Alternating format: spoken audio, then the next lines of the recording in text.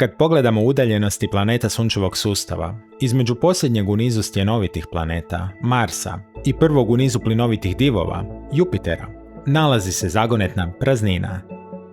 Astronom i matematičar Johannes Kepler još je 1596. u svojim tajnama kozmografije napisao: između Marsa i Jupitera smještan planet. Ispada da je bio u krivu i da nije bio u krivu. Komplicirano je. Astronom Giuseppe Piazzi 1. siječnja 1801. iz zvjezdarnice u Palermu otkriva novi objekt. Čovjek bome zna organizirati novogodišnju zabavu. Piazzijev objekt danas nosi naziv Cerera, po rimskoj božici poljodjelstva.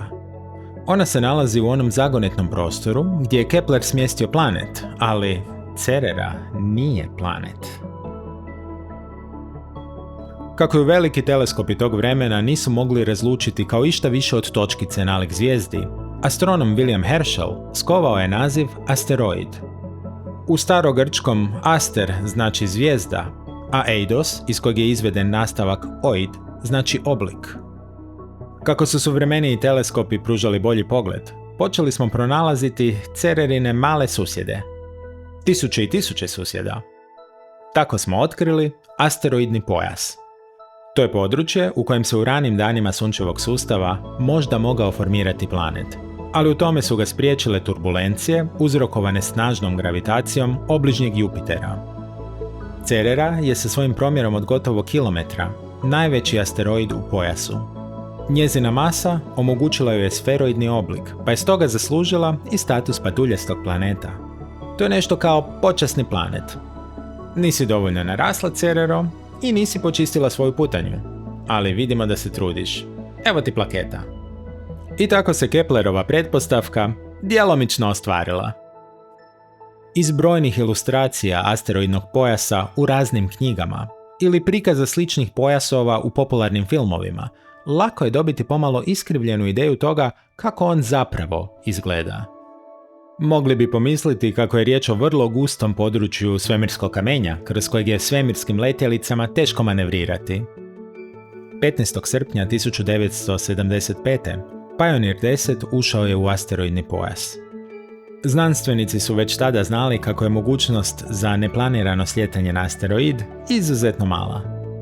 Ono što nisu znali jest kolika je točno gustoća malenih, ali opasnih čestica većih od 1 mm.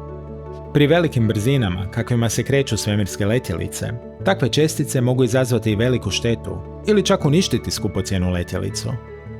Na kraju se pokazalo kako prolazak kroz asteroidni pojas ne predstavlja nikakav rizik. Prosječna udaljenost između asteroida iznosi oko 1.000.000 kilometara. Međutim, ovakve ilustracije ipak nisu pogrešne. Svemirske udaljenosti su ogromne, a prostor na stranici knjige je ograničen.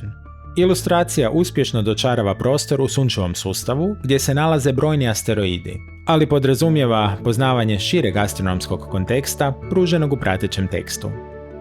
Asteroidni pojas nije jedino mjesto u Sunčevom sustavu gdje možemo pronaći asteroide. U putanji Jupitera, ispred i iza njega, nalaze se rojevi takozvanih trojanskih asteroida. Iza putanje Neptuna pak imamo Kuiperov pojas, još jedno mjesto s mnogo asteroida. A daleko, na vanjskim rubovima Sunčevog sustava, nalazi se golemi Ortov oblak, pun ledenih gromada, kometa koji katkad zalutaju blizu Sunca. Ali to je već neka druga priča.